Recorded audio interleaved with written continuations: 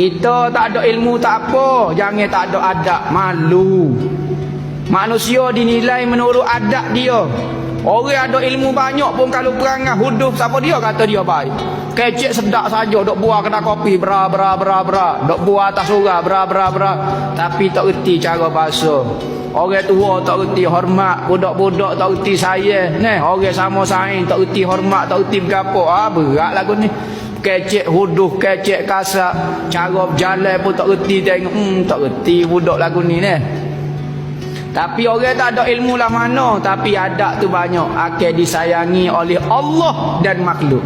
Bukan kata hamba ni beradab ni nak suruh makhluk saya. Tak, bukan kata makhluk saja saya orang beradab ni. Allah Ta'ala saya tu nombor satu sekali orang beradab. Sebab itulah Nabi Muhammad kata benda yang paling berat sekali ditimbang di dalam neraca Tuhan ni, dalam timbangnya Tuhan adalah adab, akhlak yang baik.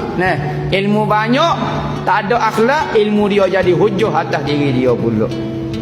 Ilmu itu dunia, maka adab dan praktika dia itu adalah akhirat. Ilmu ke dunia, ping, tulisan, buku, dunia kan? Dunia belakang nampak.